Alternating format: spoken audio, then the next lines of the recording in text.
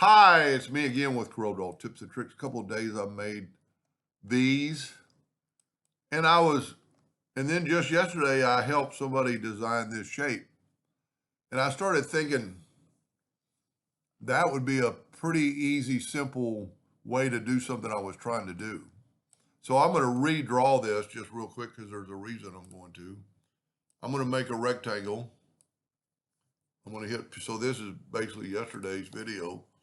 I'm going to hit the plus key and I'm going to move it over. I'm going to take this and turn it into a curve, convert it to a curve. I'm going to grab my shape tool and select those two nodes and go up here and add a node. There again, I'm going to take that away. I'm going to just give this a little bit of a bump. Then I'm going to take this one, which is still a rectangle, and with my ratio lock, I'm going to type in 2 inches and 2 inches. And then I'm going to hit P, put that in the center of the page. So I'm going to do exactly what I did yesterday. Whoop. And I'm going to take the Smart Fill tool and fill this in. But while it is still a hairline, I'm going to left click, right click.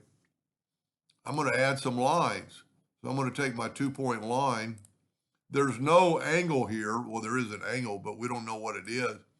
So I'm going to go right there to that node, and then I'm going to take the pick tool, and I'm going to extend that line out. Now I can Control D or hit the plus key and mirror it, and then just put this line right here. And, there's no rhyme to reason right now to my length, but I'm going to grab all these and I'm going to weld them together. And then I'm going to make it something other than a hairline. And I'm going to go to Object, Convert Outline to an Object. I'm going to left click, right click.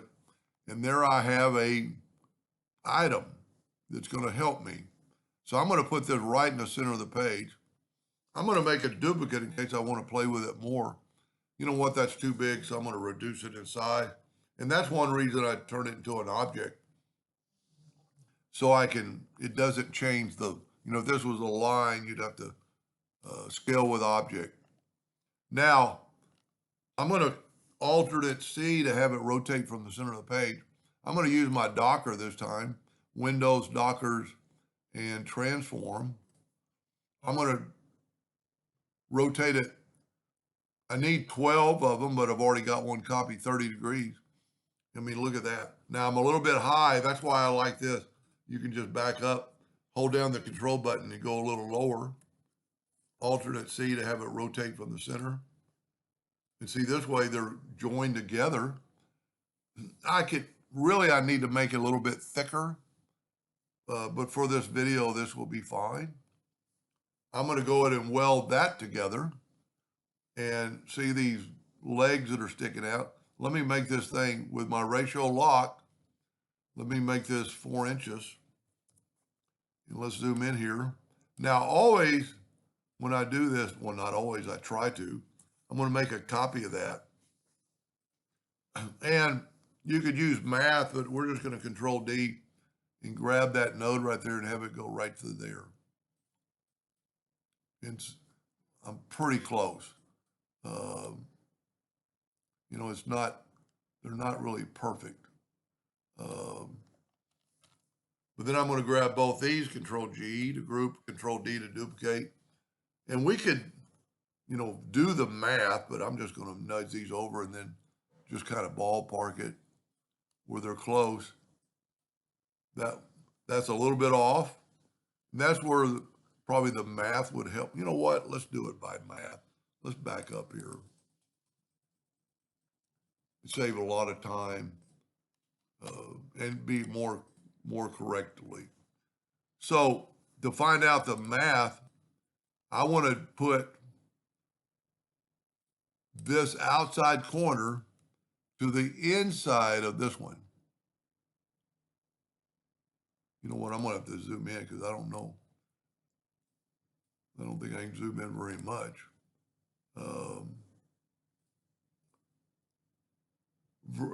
Parallel dimension tool from the outside to not the midpoint, to the node. Okay, 3.97. So I'm going to get rid of that. And I'm going to change my nudge factor to 3.97. And now I can control D or hit the plus key, and they should be perfect. I'm going to do one more. Now, we're going to do down because they're perpendicular. Now, if you notice, we don't have anything in the center here. So what I'm going to do is just take these four away. And I'm going to use this one that I made a copy of. And I'm going to, let's do this. Let's control G to group it and hit P to put it in the center of the page. Take this one, get a little bit closer. Take this one, get a little bit closer. And let's reduce it in size, holding down the shift key so it'll grow from the inside out, and then hit P. I almost got the exact size I wanted. Now it's a little bit, it's a weird combination.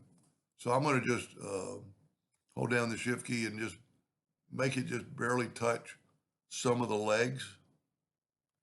And then I'm going to weld this. Now here's how we're going to continue it. That looks okay. You could work on that. This is not a centerable item. So we take a rectangle, there's no midpoint. So take your Smart Fill tool and fill in these two corners. Take your rectangle tool and go from that center to that center. Now let's erase or delete the blue spots. I'm going to actually turn my box blue, take away the outline, grab both of them and get the intersect tool, and look at that. So now I can continue this for probably ever and ever and ever. And that looks pretty good. I like the loops. We're going to try the same thing with measurement. We're going to take our parallel dimension tool. This time I'm going to go from the inside of that node to the outside of that one. And we got 3.93. If that's, see, it's a little bit different. 3.93. And it is a square object. So we're going to hit the plus key and move it over. I like it. Now, it doesn't really show off till you hit the plus key now and go down.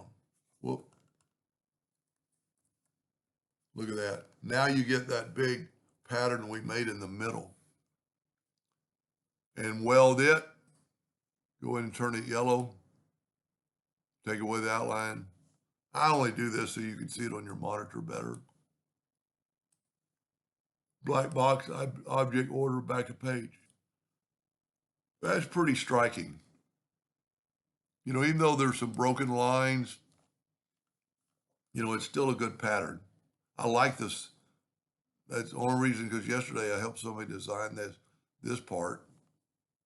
And see, I could have had these lines longer and they would have crossed, but it's still pretty cool pattern. Anyway, I hope that gave you some ideas, and thank you for watching.